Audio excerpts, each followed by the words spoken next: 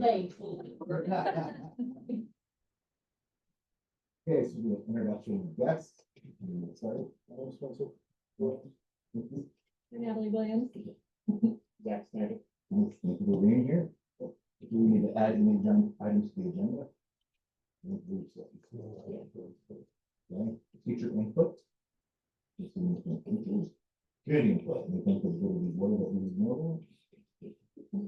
Okay, so we move on to appointment oath of office and the board position.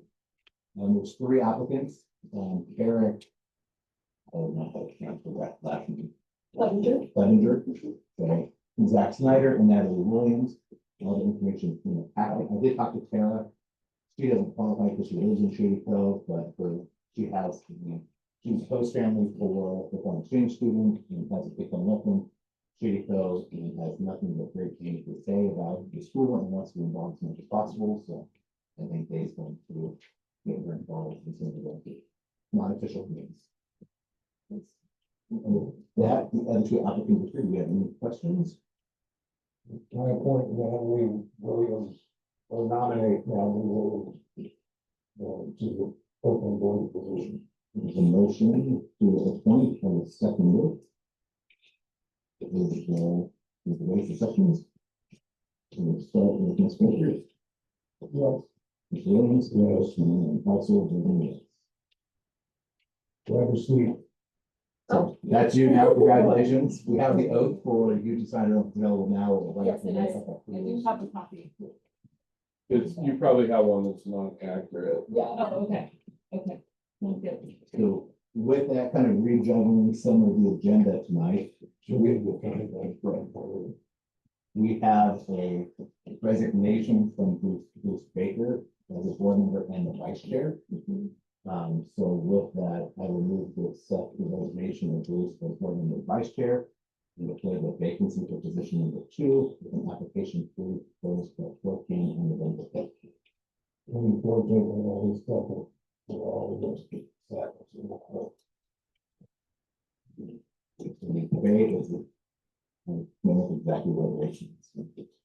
With that signed, is there any debate? Yeah.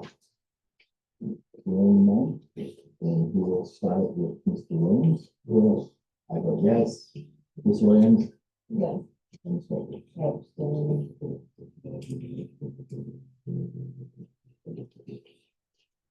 And then Zach, even though we weren't appointed tonight, please apply for the current opening that we for the next board meeting. Okay. And then reshuffling the agenda again, now that we don't have the vice chair, then we go to 6.2, appointment of the vice chair. And I would nominate Bill Williams to be the vice chair.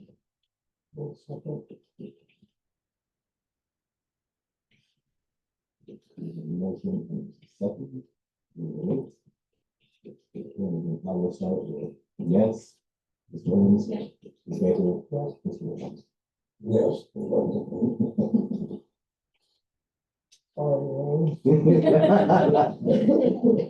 And then with that, now we'll move into regular order with consent motions, although 3.3 will get moved to be released till 11. The consent motions can be over approval of the minutes and the certified personnel report, which I do not believe there's anything. There actually is. Chris, not for vote, no.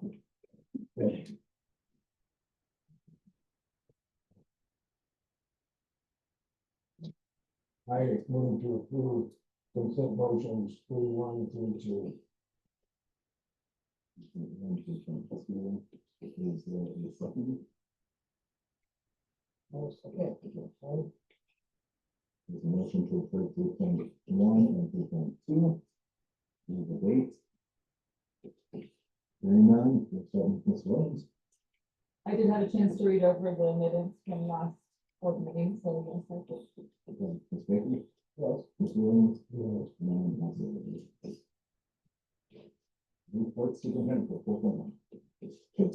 All right, got a few things to talk about this evening.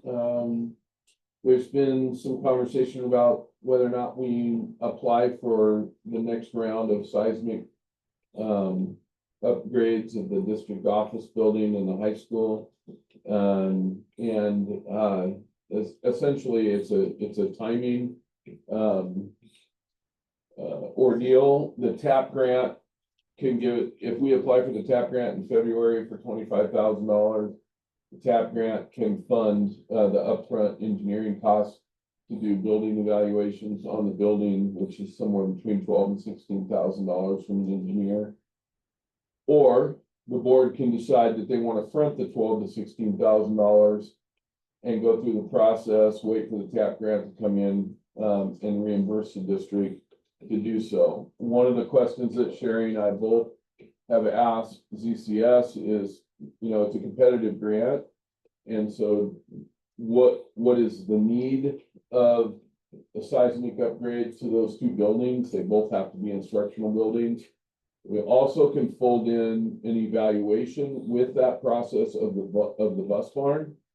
Currently, right now, we don't have PACE kind of biteness in the rear, on the structural integrity of that building with insurance, so we could slow play that a little bit, fold that into the TAP grant opportunity to look at the structural integrity of those three buildings. However, the seismic grant cannot be used to retrofit that bus barn because it's not an instructional space.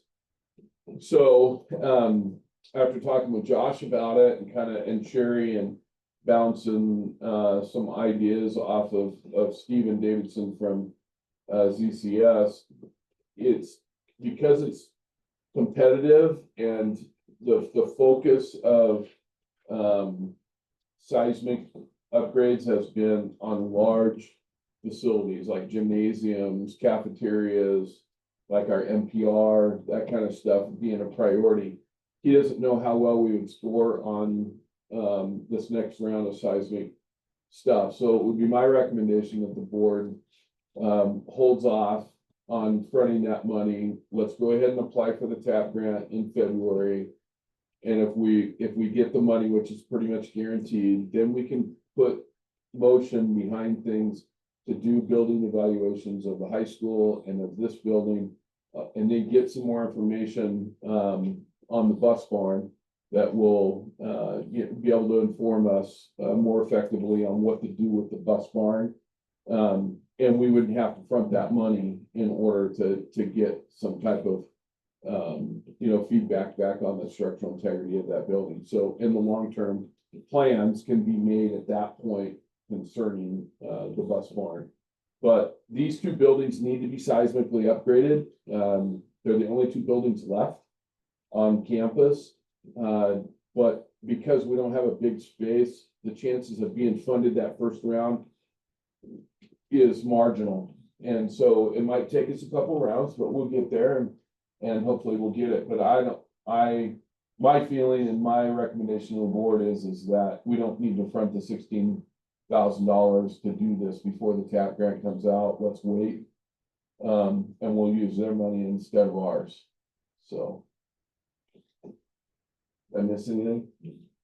So the TAP grant will make the evaluation of this building, the high school, and also the bus barn, whether the seismic won't cover the bus barn, but it gives us money to pay for the evaluation. Correct.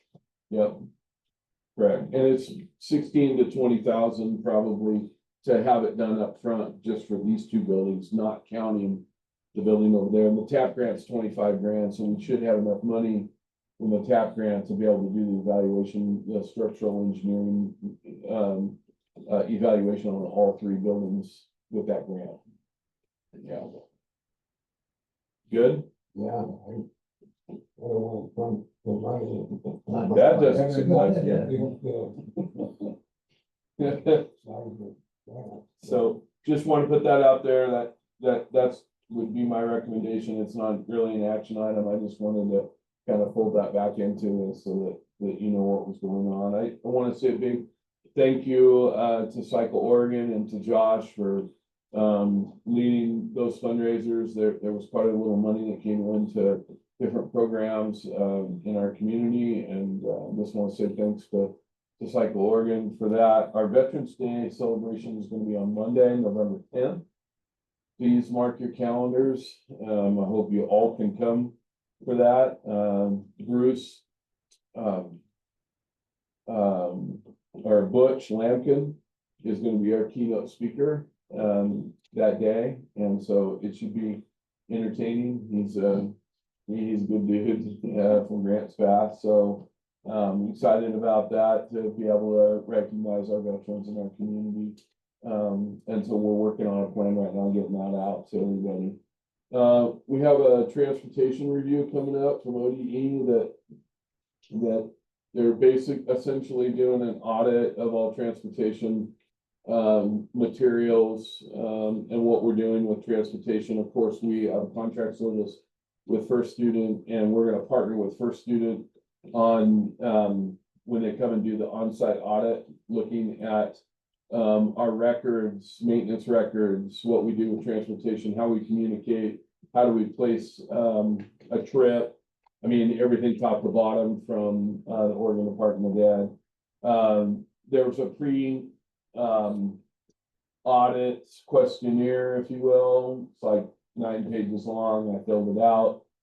Went to First Student, had First Student help me fill some of that out, and had to submit that to them this week. So that's off and coming. So I would imagine that at some point, once we get that audit review back on the type 20 buses and on the First Student findings, that I'll present that to the board.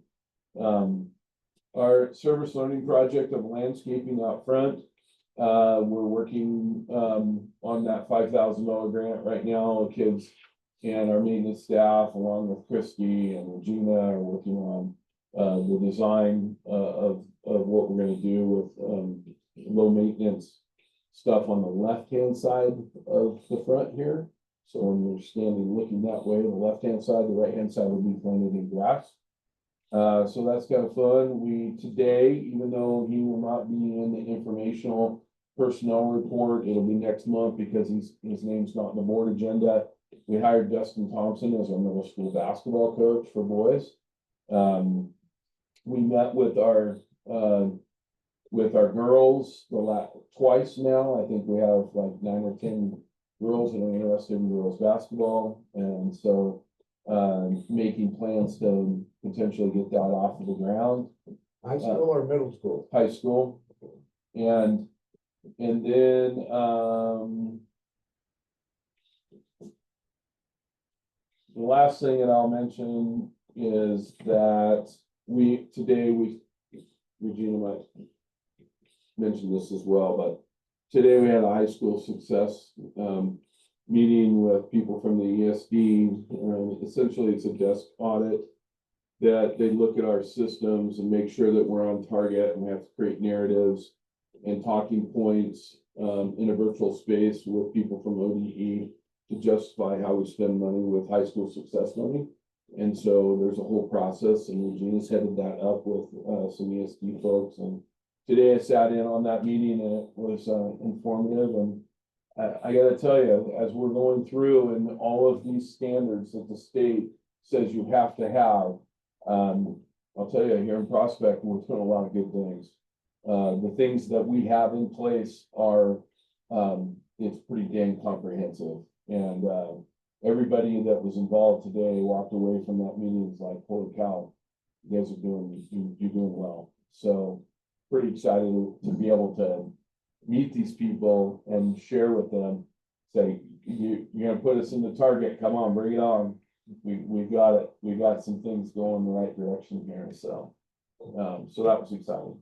And I think that's it for my report, Mr. Chair. Are you gonna talk about the OSBA in an hour or later?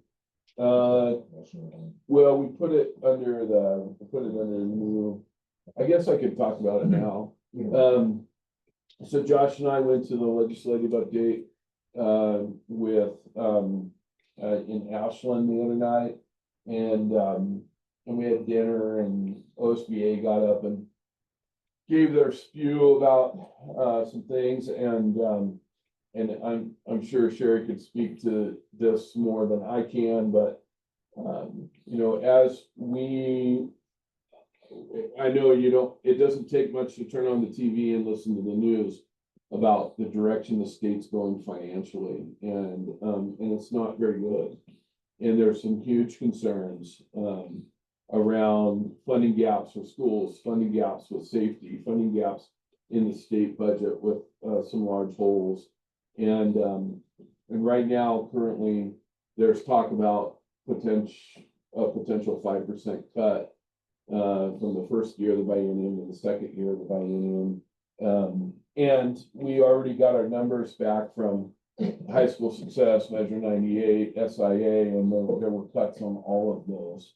And we didn't even know about it until we got the allocation from the state, which fires me up, because it doesn't give us a chance to even respond to it, in a proactive way.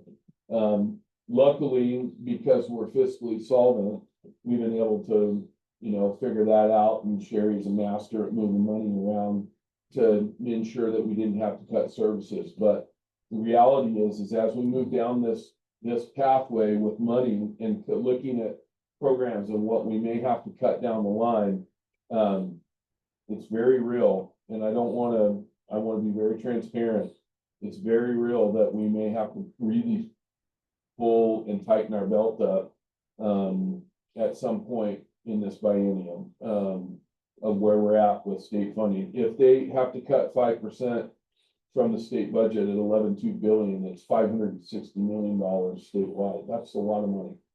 And so they have some money in their coffers and rainy day funds that they might be able to tap into, but that's all partisan politics and completely up to the legislature to be able to release that money. And so who knows where we're going to end up, but just put that out there to let you know that financially, I think there's some days coming that it might be a little difficult. But the good thing is our district has been fiscally responsible, and Mr. Williams, and so we're sitting in a much better position than some other people. I mean, Andy Kovac shared with me that he had a meeting yesterday with his whole business team, and it's serious. It's really serious. They're trying to create plans right now, and it's scary for some of these other districts that don't have cash carryover, or they don't have the ability to move some things around to cover big expenses. So just in High School Success and SIA, the Medford School District lost 500,000 the first year and 500,000 the second year. That's $1 million, of course, over a 2-year biennium, and that's even in a district the size of Medford, $1 million is a lot of money. So that's what we're facing, and we'll see what happens. And as things come off the press, that as we know them, we'll do our best to try to communicate that out to you. So I think last night or it's whenever we were there, they projected between $800 and $900 million statewide budget shortfall. And so what OSBA said is that this year is going to be bad, but it's going to be the best of the next 6 years. Right, so it's going to be a long haul to get through and see what happens. And there's different things in tax code, waiver, tax code, there's lots of moving pieces, but even Emily McIntyre representative wasn't very optimistic the other night. Hey, this one's going to hurt a little bit. Yeah. When you think about 800,000 or 900,000 statewide, the school budget for the state is 47% of the state's budget. And so, you're looking at 550 plus million, significant amount of money. So we'll see. We'll buckle the hatch down and buckle up and see where we end up. So, any questions? There's not paid for municipal house work, but we do anything. no. Okay. Then moving on to special project. I had just a couple of things. I know we were interested in this brevity tonight. I do have the numbers you guys asked me to get and left some of that in the office, but I didn't think we're gonna put them on the agenda. If you want to talk about it tonight, or grab the papers. That's what I was thinking. Okay. And that, so I really only have otherwise a really good piece of news that's quick and fun.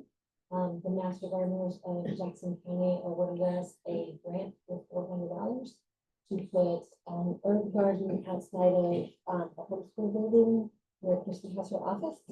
And so the first of the dominoes that have set up have fallen, and we have other grants out there that will build on that project and continue to pair with, the $5,000 that, I want to thank Dave for recognizing that, the garden community is just really amazing work. And releasing that money so that we can work with those students who put in yet another beautification project. And, I'm enjoying the heck out of working with the team that has come together and generate some positive energy. It'd be nice to see things. You know, Right. the whole thing's been a long project, but are Right. they pouring concrete in the back? It seemed No. like they were letting off stuff. No, that, they were just screening rocks, leveling it and screening it. And we're like, the committee is excited to see like what it can be, put things in on both sides, but that's a conversation between. Baby steps, baby Yeah, steps. right, we're working back and forth, figure it all out, but, definitely excited to put that resource to good use and benefit students while we're doing it. And involve kids. Right, And that's a exactly. cool thing. Yeah, and, there's some larger grants out there that, we talk about next month, that has some possibility as well, but we'll take it with, with community groups.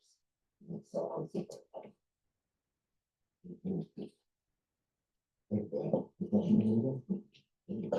So, financial report. So September financial, nothing super negative to report in September, as far as revenues and expenditures. Rating of property taxes, just what going in on the main side. When you look at cash, other funds, as of September 30th, it was over $500,000 negative. That's due to our pending seismic claim. That when you get to a certain point, they won't advance for your 90%. And one of those rental invoices from August was 100,000. So we've been having to sit on that until all final reporting data. So we don't have the pictures today, everything's submitted. That final thing coming back in is about $1,050,000, which will close out seismic. We did close it out, it'd be done. It's done. This is final claim, engineering report, everything from CCS was submitted well. So we're just waiting for approval and funding and out, and then those other fund balances will come back up. One positive with being in the biennium this year is the state changed some of the grants to be disbursement rather than reimbursement. So most of the time we have to fund these grants up front and they get reimbursement. SIA is no longer that way, or the risk is no longer that way. We can actually pass that point, so it's not certain percentages as you go through the year, so we're not finding all that money upfront. Other than that, on the property taxes, we did receive notice from the assessor to see what's called. Our property taxes, normally you see those steadily go up each year. There was a change in adjustment in evaluation for the Pacific Shore property. Which took a pretty significant hit, and it's about over 20,000 to our value that we'll receive with what it did with value. So where that adjusts out is local revenues get deducted from your state revenue. So it'll really just be a balancing time of when we can revise that estimate to say these aren't what the local revenues are going to be, and then it'll come in from the state side of it.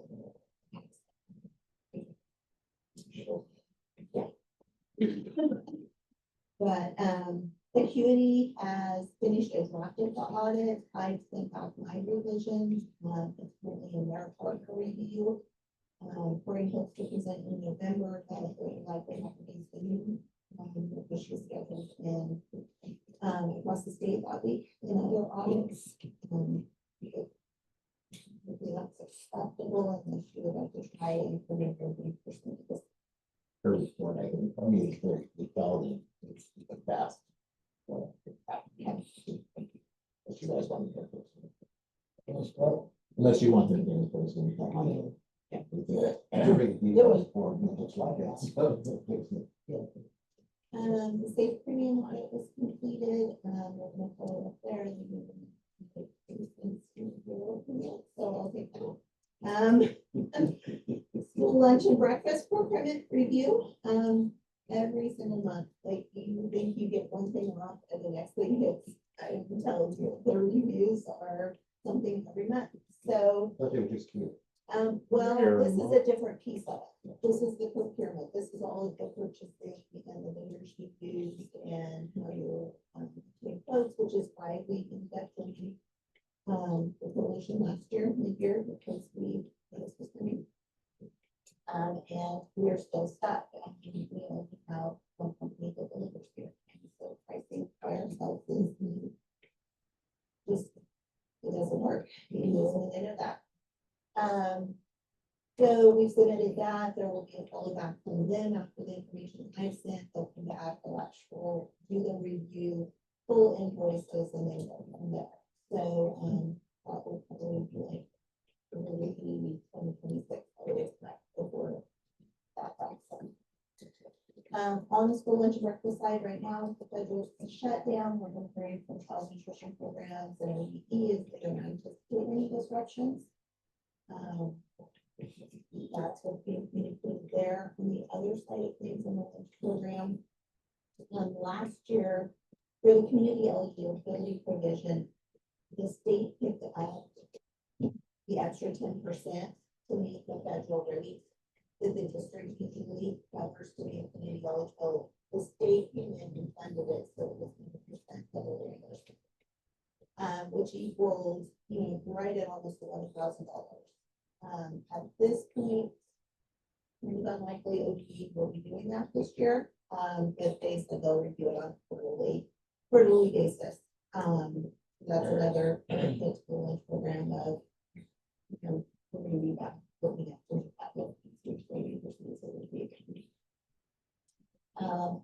doing that, just mentioning Cycle Oregon, close to 11,000 brought in between the clubs that participated between tips and the need control, like people stupid and between people that stuff.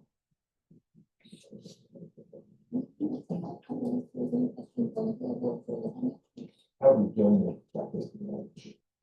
That they used, or do we need to approach more people to use it, to make it more zero out? What close is it? There's no way you're ever going to be listed for them. There's absolutely no way that was going to look at it. Just you look at benefits, you look at and you look at the kids we are able to serve. We have probably met 3 or 4 times already. This year, different things. Probably the next thing you can see coming out is for 3 days a week, elementary will have a school lunch, and the high school will have a lunch. And then different things there, and then we target her, which was really well, and we can try that. So. That I'm happy to make it. So it is, Packaged food is expensive. yeah, it absolutely, and so we, have been behind to, the kind of we consider the items and something. So we're, trying to keep a close eye on that as that budget We get deemed under review. We haven't done something. We have to go through it. We can feel like we should review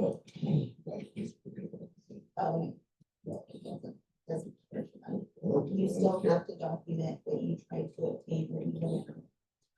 And you have to forecast, basically your products for the year. And even though we don't even hit 150,000 threshold, for small purchases under 10,000, we'll find out a little things we need to look at, but In comparison, without naming the district that I know about, we are, at the end of last year, we were about $40,000 above a close by district that's kind of like size. On how much money we saved versus what it cost them. Why is that? Just through using commodities, through, purchasing the best that we can. And we're pushing hard to have our cooks cook and utilize, material, or not materials, but use ingredients that we can do a lot of different things with. And, yeah, and honestly, our kids, they like the cafeteria. I mean, for the most part, our numbers are pretty good most days. But there's no cost neutrality there, no matter what. I mean, it's gonna be a, pretty substantial amount of money that we'll have to transfer every year to cover our food service, but thankfully, we have, a hawk looking down and saying, look, this is how we have to do this. Let's see if we can become more, streamlined. Let's see if what we can do that makes sense to cut costs, and we're continuing to meet like literally every couple of weeks. And we have caps on things now. We never really had caps in the past. Now we have caps of what we can afford within reason each week of when we order food. We can't have a $3,500 week and a $1,500 week. So we're trying to create some consistency of what we're doing with diversity on a menu. And that's really difficult. I don't think it's a hawk, I think it's a golden. There you go. Either way, she's got a good eye. Golden eagle is an orange blue after. And attack and kills it. She's not. It's a compliment. Let's go with the compliment. She attacks the dollar and saves the dollar. That's a fact. No, but I know we can't get rid of food, but I'm assuming breakfast. Is it that breakfast? Because it's really kind of hit and miss. It I know high school is, and doesn't numbers are really hard, yeah, of what you prepare, but again, on that side of, even though there's definitely some, menu items that, we're able to cut costs and. Are we seeing any effect of the government shutdown that the government is using? Not so far, we're moving forward, we're submitting for all the title programs by the end of the month. We're starting the pensions grant, we're starting receiving reimbursement, so this makes. We could run into some impact if it goes another month or two. Yeah, that's. Yeah. Yeah, and there's a bunch of different things that are in jeopardy of that.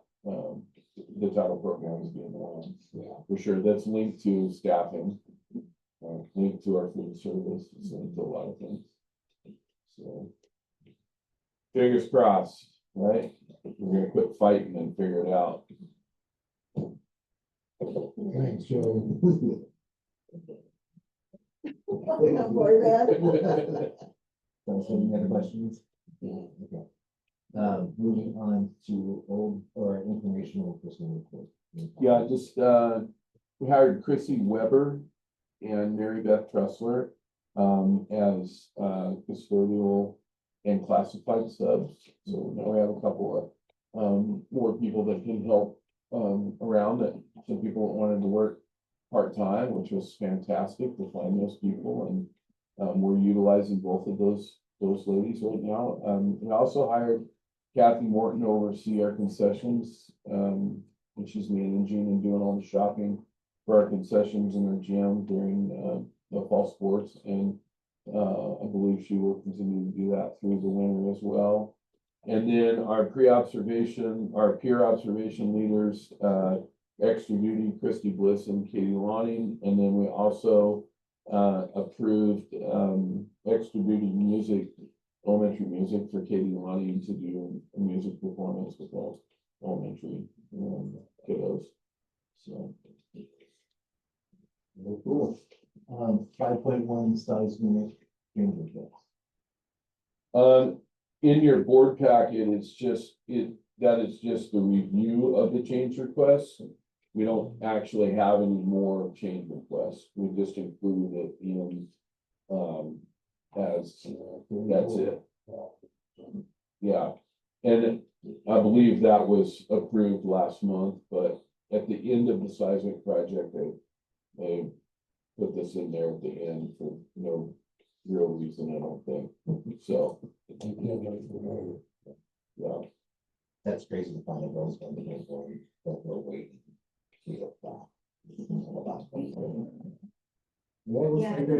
Checks in the mail, oh great, I have faith, yeah. Up to 90%, I split out the invoice, you know. It's crazy. Then you got cash in the bank. Crazy. The one very positive in the seismic was staying within control.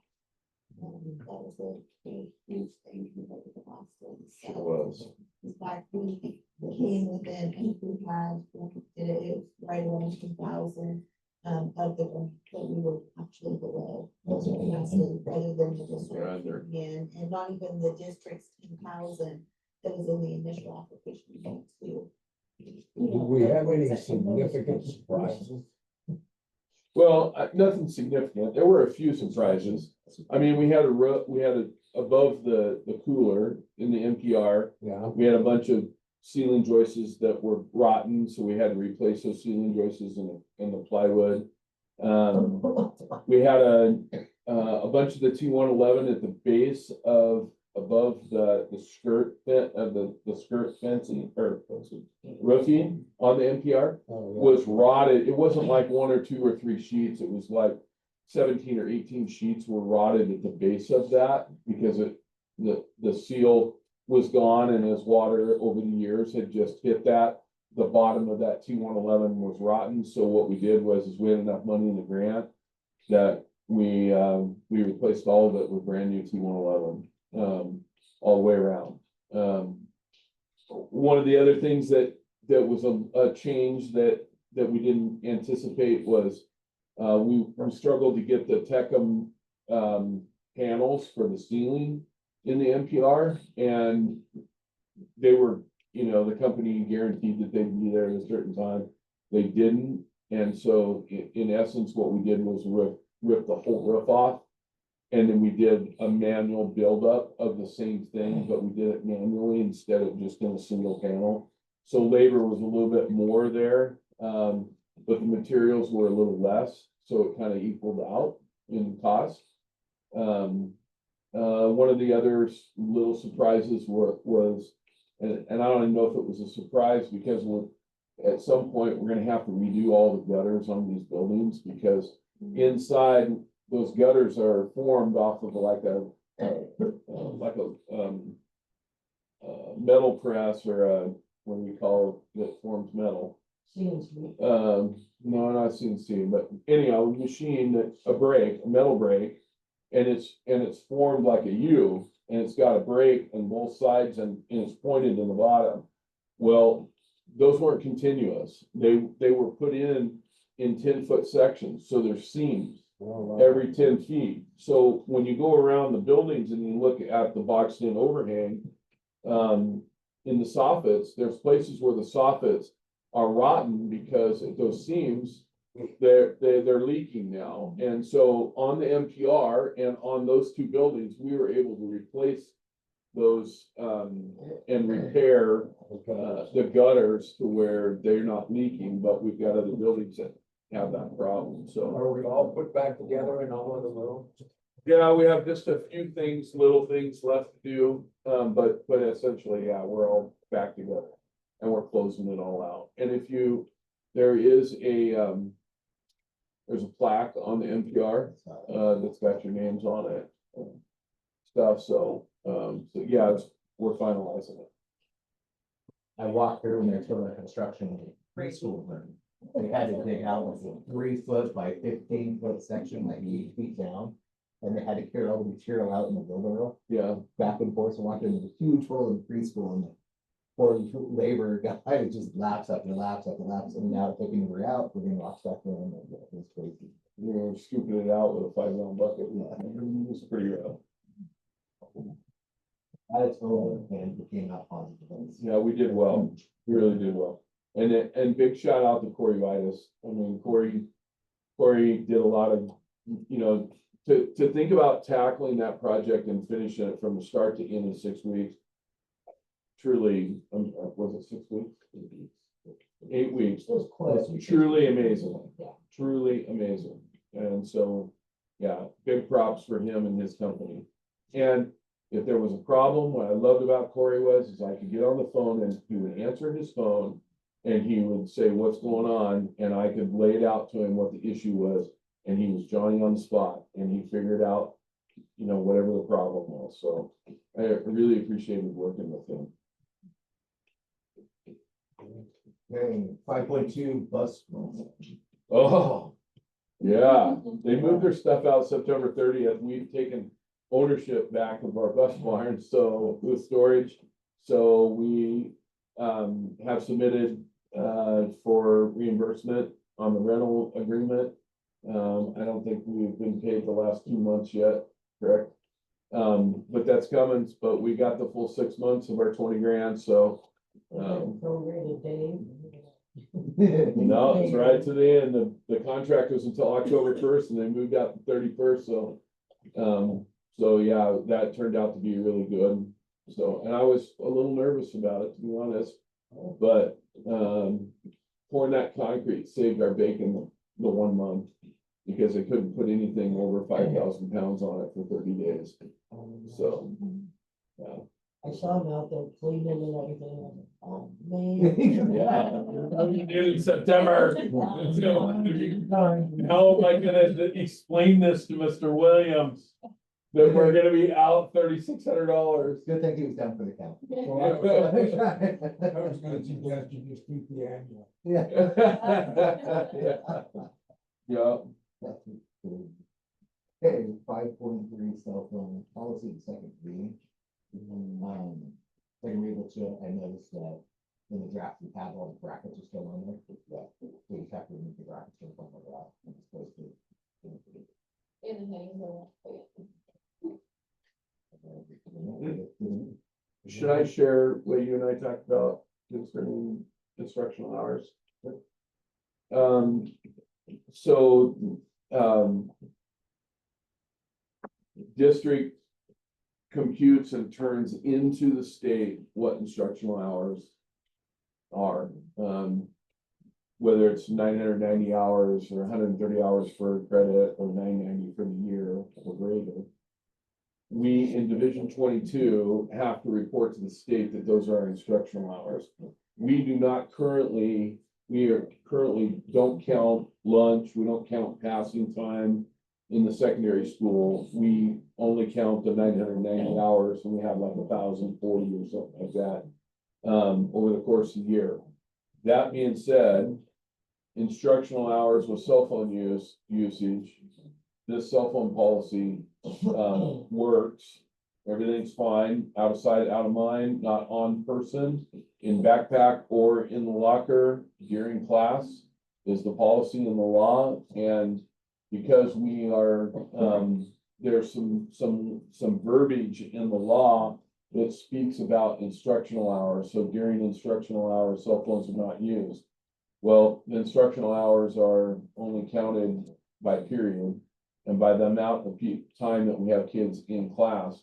So our interpretation of that is going to allow cell phones at lunch and at passing time for that purpose, not in classroom. So and before and after school. So for instance, we have kids that, you know, walk over to the parking lot to leave after school and it's still during the instructional time of the day because their instructional hours have already been met in class. Legally, they can use their phone to make a phone call to their parent.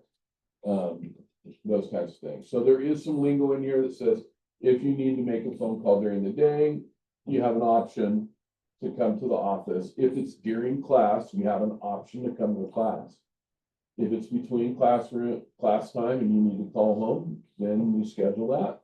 Go to your locker, get your phone, and you can make the phone call at lunch or during passing time. But in the class, cell phones have to be in a backpack or in a locker and not on person. And that's how we're gonna enforce it. So, I have a question. yeah, So, a couple actually, so. One, how are we going to ensure that students? So Mike, so okay, let me back up. So it's theft, right? So we've got, unfortunately, that's happening here. yeah, So, and I know students don't lock their lockers. yeah, And I know they leave their backpacks in the hallway. yeah.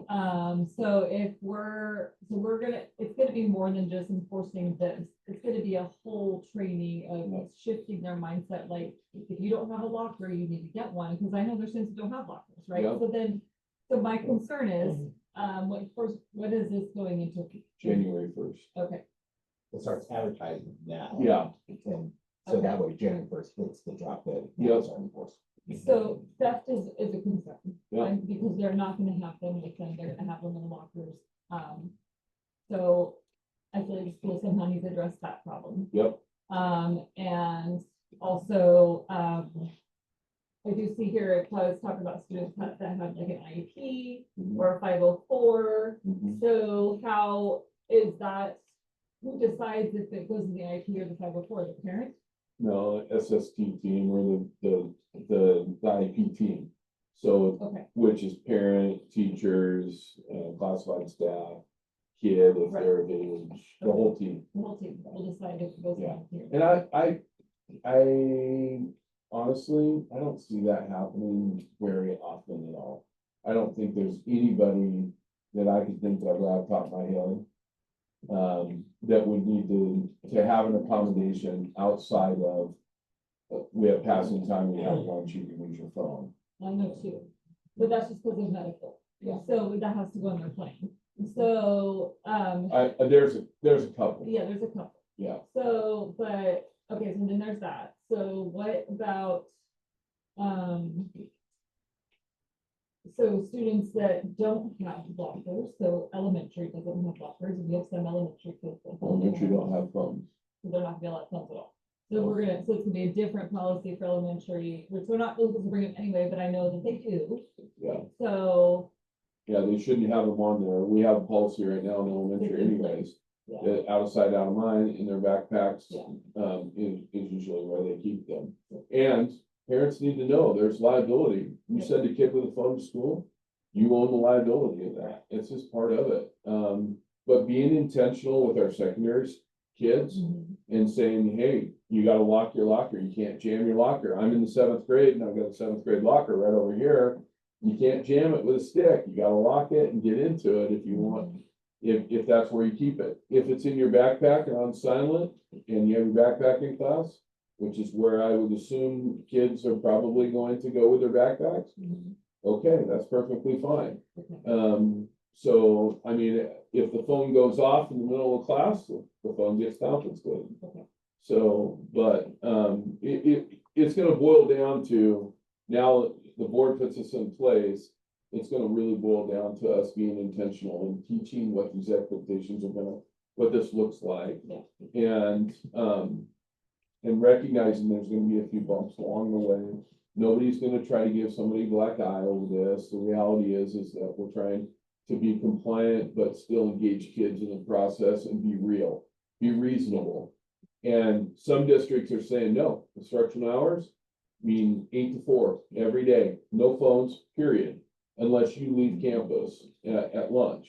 And to me, my way of thinking with kids and parents, that is just unreasonable. Mhm. And so us being able to, through Division 22, declare what those instructional hours are, it doesn't include passing time, it doesn't include lunch.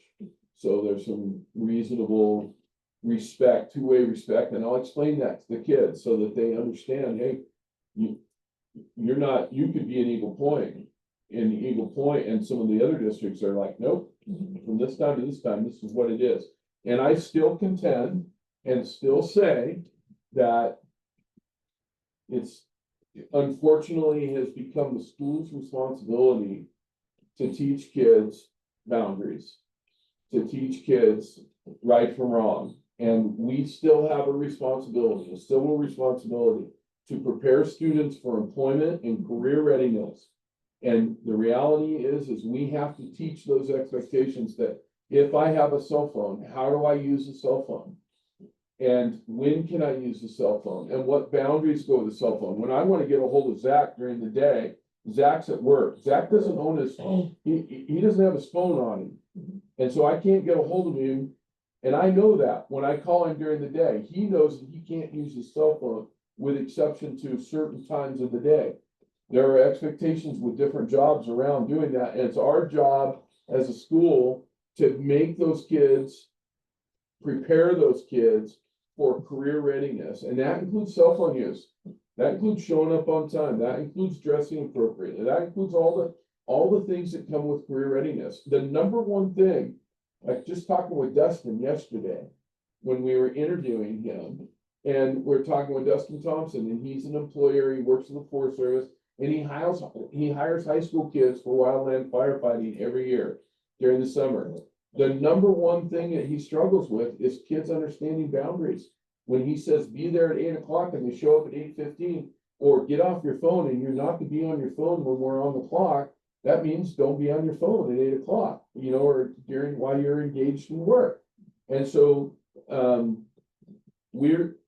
we struggle preparing students for career readiness. And I feel like cell phone usage, cell phone boundaries is part of that, because it's part of our culture. It's a huge deal. It's a huge deal to parents, we don't want to get in a fight with a parent. You ain't gonna take my phone. It's no, let's have this mutual understanding that we're trying to teach your kids something, and at the same token, try to protect instructional time the best that we can, so that cell phones aren't a distraction. And it creates consistency from classroom to classroom. And I'm not an advocate of, I'm really not an advocate of this law, I'll be honest. I've shared that with all of you. But the reality is I think if it's done well and it's done right, there will be some good things that come from it. I struggle with that too, with kids I have working for me. Yeah. And give them also home, Yep, it don't work.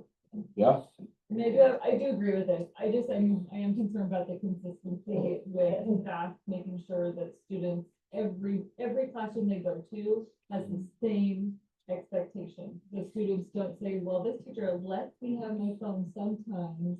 we don't have that option anymore. And then you answered my other question about the backpack thing. So a lot of them are probably gonna choose to put in their bag, which is fine. It sounds like, as long as it's on silent, It is. it's fine. So keeping that consistent with kids, like, it stays in there until your passing period. That's right. So that they have that expectation ahead of time. So I can already see the phone calls from parents or mean emails from students, or like, my phone got stolen and Mr. Stone, it's his fault because he said I couldn't have it. So I can just see it happening. So Yeah. I'm just saying, like roll this out with such a powerful, sense of we're gonna be consistent, and this is the way it is. Yep, Otherwise, it's not gonna work. Yep. So, yeah, yep, They can put a lock on the lock.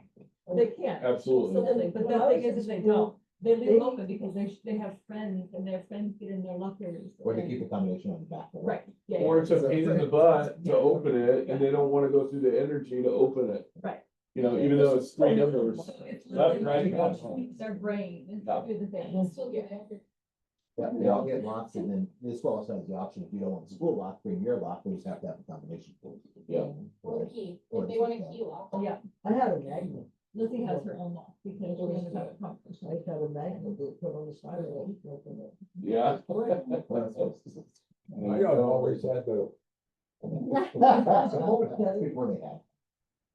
I think some good will come from it, but there's gonna be a few bumps and bruises along the way. Yeah. But it'll be okay. The consistency. They'll be okay. I didn't have much I'm of sure that I'm gonna hear problem. plenty because of it was always complaints from my hooked to the own wall. You will, I'm sure. Yeah, you will. Yeah. I'll be nice about it.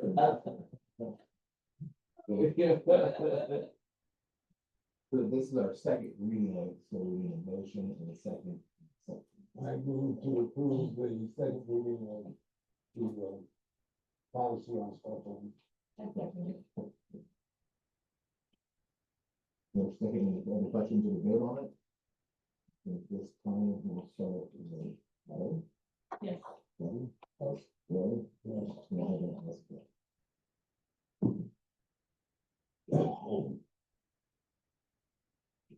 We've done 6.1, 6.2, so then 6.3. Moving Can I ask a our- question? On your resignation, when you had, I remember my minutes, the position that you want the position open for. We're going to fill, yeah, you know, fill. Fourth game.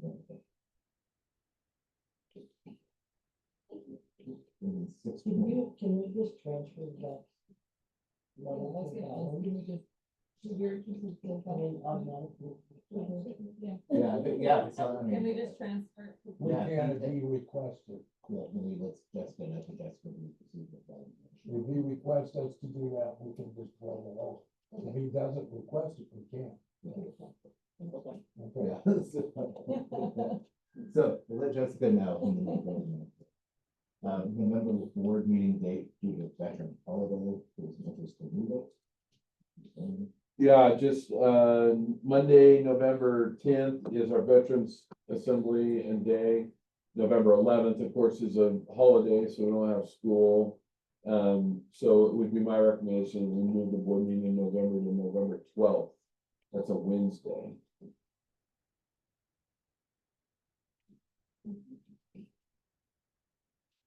Any other issues with that? Is there a motion to leave all of those meetings? I move that we move our November meeting date to November 12th, 6 P.M.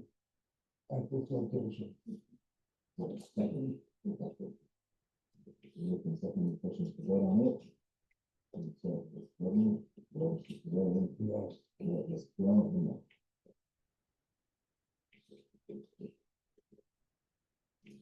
6.4, let's get done, we're gonna talk about it. We're gonna start adding the additional questions. Okay, we're moving on to 6.5, high school wrestling and coach and. We just don't have this in the CBA because we didn't have wrestling. And so we think we have, a high school coach, and there is quite a little, there's quite a few high schoolers that are interested in wrestling, this winter. And so, we just need another way to add, to the works that we, I appear to be doing it, has already approved it. you know, Is the same, right? Yeah, the same. that was middle school. That's high school too. And I move that we approve the high school wrestling coach now.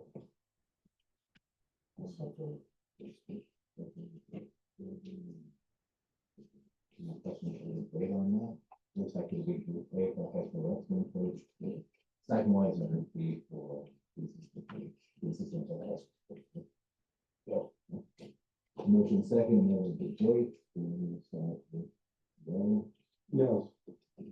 Yes, Natalie. Yes. And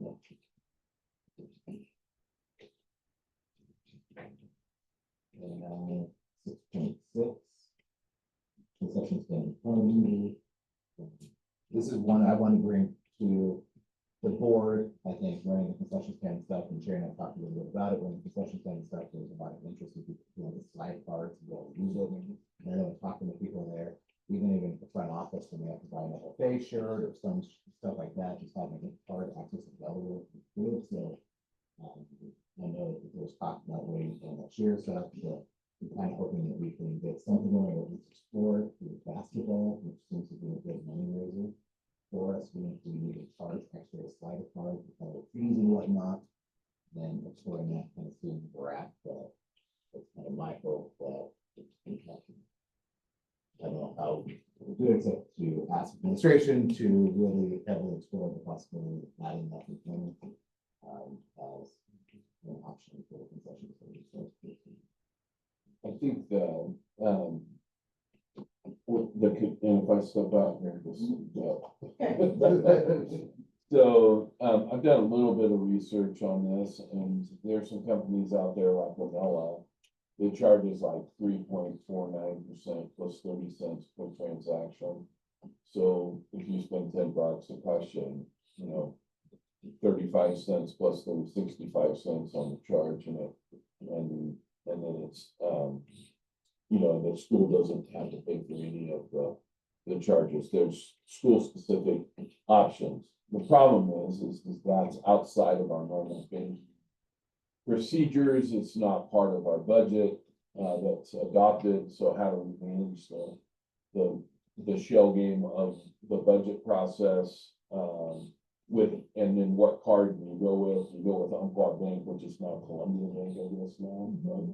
And the thing is long-term, like, if we go with something right now, you don't want to get into any contracts, because, but again, it comes down to money, is we're talking about money. I've done, presentations with InTouch, which several of the districts use. It's more of a batch processing thing. But it's a whole $700 startup with $1,600 a year. The thing it does is you can manage inventory, you can coordinate it with your student information system, receive their emails for anything. You can do all of this through this, plus you code your activities so it automatically uploads into the financial system. That's the direction I feel we need to go if we're willing to spend the money for that. So I don't want to get into something right now with any kind of contracts. Is that a contract based system or is that a page? Yeah, it would be a contract type thing, yeah, because it would be, you have recurring costs each year. Think of that as $1,600 once it's set up. But what the system does is pretty amazing. Right now, just in researching things, we would probably just be looking at, you know, possibly an iPad. Any of our apps, we're going over the list today, of what we can download, how we have to do licensing to have it on a district device. I don't want to have apps on personal cell phones. I don't want to go that route. And I don't want to get into a cell phone contract to have a cell phone just to do it. So kind of weighing if there's something we can get into with the device we have right now, that it would work. But really looking at, you know, hoping the investment in the long-term solution, you know, down the road. Yeah, I think I'd just like to see, and I appreciate the research, but really looking at it, because we just get feedback of, hey, FFA needs a $25 check, and that's not another check for this one here versus one time. That there's some version that you didn't turn off, hey, I found it, and it's like, or $25 for FFA, or pay here, and the system kind of already does actually figure out that I don't know if that specific. Then I think And there that, is, and there's gonna be a lot of work on the back end, because how are you gonna do these processes? Because these things are gonna be getting hit here, the tracking and of how many bank accounts you can attach these to. You're probably gonna have to duplicate. If it's a certain kind of fee that doesn't hit a student body account, or if it's a different student body account, there's like one account tied to. So they're, I mean, like right now, they would be starting like one process, and with concessions, then it's gotta be a high school activity, or it's gotta be an athletics. Or we're gonna have to track separate, you know, if it's a middle school fundraiser, that's a separate bank account. So when it comes in, then you're having to move the money to another account. how do we, So there's some pieces to it, oh, for sure. yeah. I would do that with like the can cycle, though, you know, totally different batch of money, but like when we do a can fundraiser, it all goes to the road recycling, whatever companies, and then they send a check, and then that goes like, hey, the last fundraiser on 12/10, that's for this club, right? So the money comes in, then how do we do it? So my thought is, I think we lose a lot of money, potential money in concessions and stuff, not being able to sign a card. What that looks like, I don't know. So I don't know how to get into it and upcharge in order to have that convenience to figure it out, but I think we're losing a lot of money on the table. So, well, maybe the way we can tackle this for the next month is let Sherry and I get together. We'll explore a couple of options that maybe make sense, that don't tax our system to get us through, or minimalizes taxing our system. That gets us through the end of the year, and then we look at something that's comprehensive, that's not linked to a contract right now. And just see what's out there. And, because I don't know if we really know. I mean, Omella is one that's not contract based. Yeah, so, You pay a higher percentage because you don't have. right, If you don't have a Yeah. contract, but Yeah. still, Right. even if you upcharge to cover it, we're not talking, we're talking probably $5, $10, maybe $15, transaction. Well, depending on the transaction for the customer, if we're gonna charge the customer an extra fee for. Yeah. Using the card as a convenience factor, which, as we say, if we just allowed it for only concessions, then it might not make your job such a nightmare when it comes to transferring. And just knowing from experience, I think that's probably the only area where people feel like it's an inconvenience not being able to use the card. When it comes to the other stuff, like buying things from the school and buying things from FFA, I'm like, people are okay with writing checks and bringing in cash for those things. It's really more in the moment. It's like, oh, I have, like. I don't have you know, cash. I don't have cash to be crap, and I wanna buy dinner for the kids because they're starving, right? Yeah. And so it's like, so if we limited it just to a square, just for concessions, then that money is only going to concessions and not going to any other student body account. And then that might not make it so complex for now.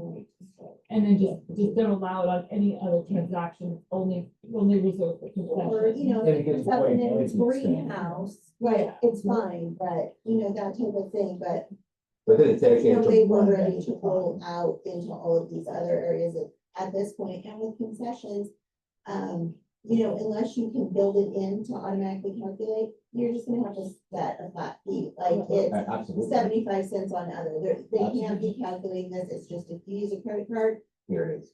some it's gonna cost less, if you got a bigger order, maybe you don't cover it, but overall you should come out. I think and the store, it's a set rate. charge that extra 75 cents or dollar for whatever it anything less than is. $5. Yeah, I but- think you can set it, so like on my processing, like I can set a percentage if I wanna charge a customer and it just calculates for me. I don't have to do it, it just does it. It tells the customer that's how much they owe. So I think That's it's what the I'm same on thing with this. Square, yeah, Square. So if you tell it we wanna charge, if we wanna charge every charge 5% on whatever their cost is, it's just gonna calculate it on the machine as soon as you type in the number, so you tell them to pay it. It's amount. I see one slight, and it's just me, but slight issue that might come up. You got a kid who's going to a ball game, and he borrows mom's credit card, comes up here. But when he's buying his goodies, he sees the t-shirt he likes, he buys it, mom didn't tell him he could, but he does.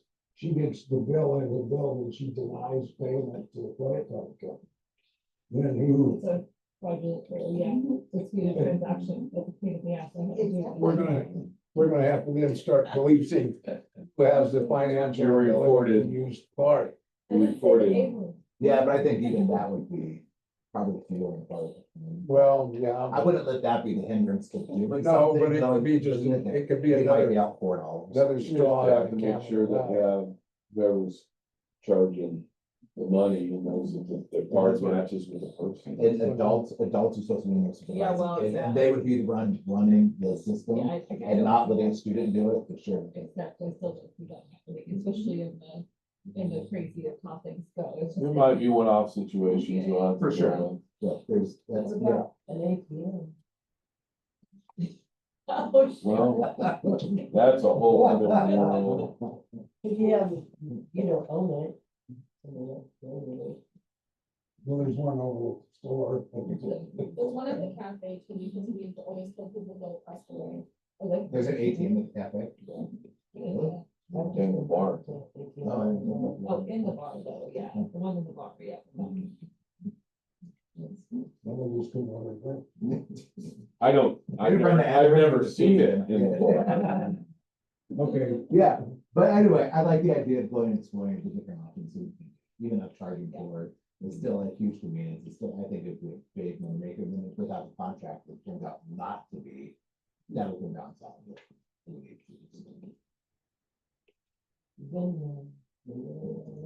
Yeah, but then who would then? You have to have it. Yeah. I And don't then even have any of that. And- Really, I'm like, I mean, rather than actually having a terminal, if we went like in, certain ones, they can still do their Apple Pay, they can do those types of things, but at the same time, if we don't have something current here that we can use the software or the apps on, then, we need to look at those costs and we bring that back or we go for another product that. well, we have Clover and Mountain County, probably the cheapest. And Part of our other units is because of our revenue. Like, Yeah, and- that's right. exactly. So, with some of these companies where, Jackson County would, then. That's just a part. Yeah. I don't know. Yeah, I don't imagine it's worth thousands and thousands, but all there's Absolutely not. right, No, but, it would be pretty. yeah, but even if you, even the season, if you make a grand or two, maybe over all the basketball, 3,000 or 4,000 a year on it, that's still, money you didn't have cash flows. You can never tell when I wanna come in there and buy 1,000 t-shirts. We don't sell teachers, we'll sell candy bars and you know. Well, I gotta get it. Come live, yeah, come cash out the concession stand. Share That'd be a great happy. revenue source, actually sell prospect to our school and have that t-shirts at the game.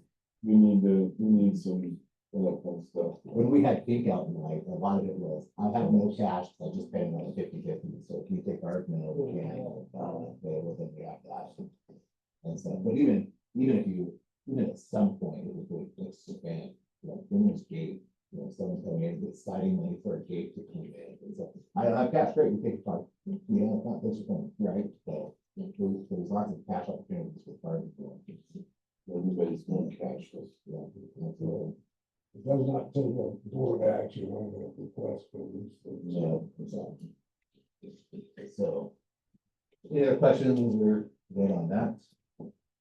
On to 6.7, the wrestling facility. So there's been a lot of conversation about facilities, as you know, every month, it seems like we're talking about facilities on some level because we don't have enough space to do anything, to do everything that we want to do. We have competing interest in the spaces that we have.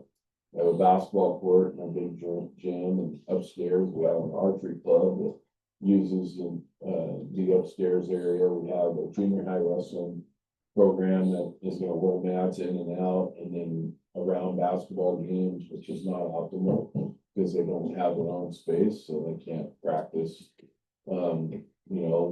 If there's a game that goes on a Thursday, the wrestling team isn't gonna be able to have practice because we gotta bring those upper set of stands out. And so, and now we've added high school wrestling. And so wrestling really needs to have a space, archery needs to have a space. There's some ideas out there. Unfortunately, they're all, surround capital projects and capital improvements, which cost money. However, we have harnessed a bunch of people that have resources, that know people, that want to raise money. And there are some in-kind folks that are out there. I've talked to Corey Vitus. Corey is willing to work with us on a very, very minimal amount to help us with plans, to help us with permits, wherever we need. We have lighting that we have LED lighting that's left over from a project that we could use.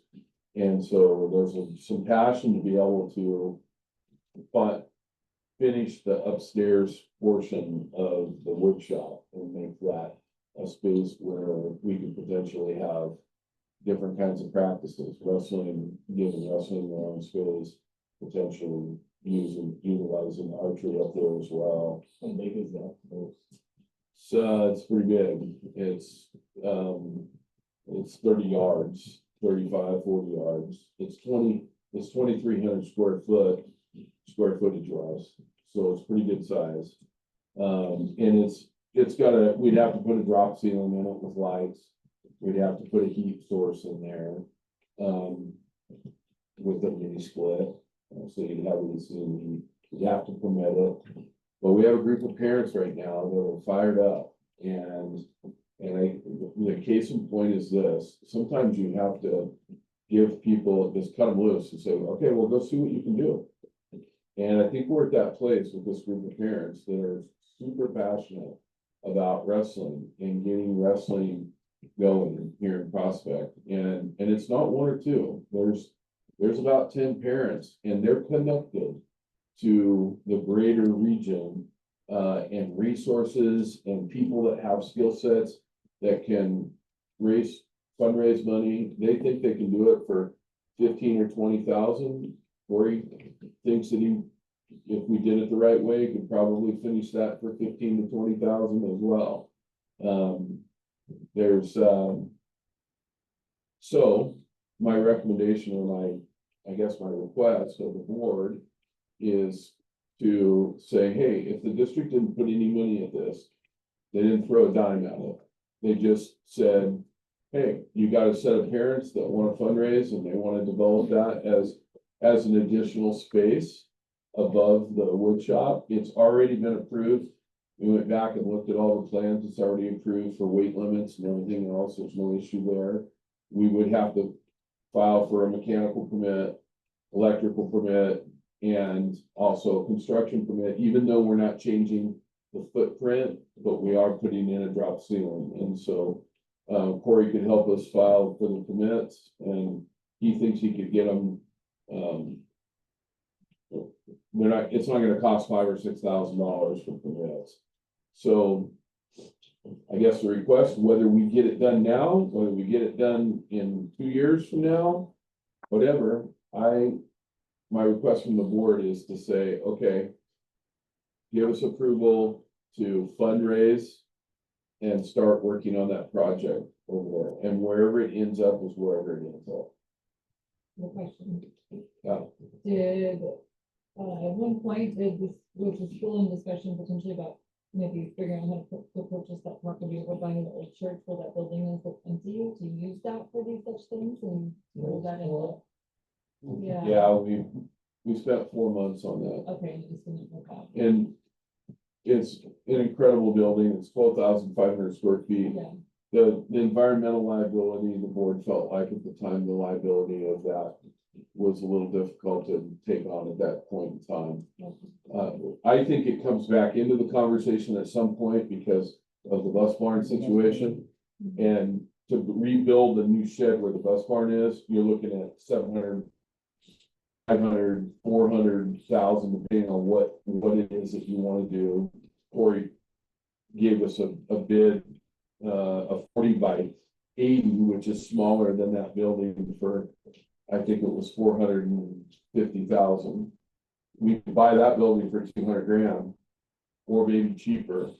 And it's 12,500 square feet. However, there's maintenance, there's a lot of things that would have to work to make sure that it's safe. There is some environmental concerns over there that would have to be cleared up, but that could potentially be part of the process. And I would say this, I know that that's a financial liability with what we have with bus barns. And we're gonna have to have a space. That space can't go away.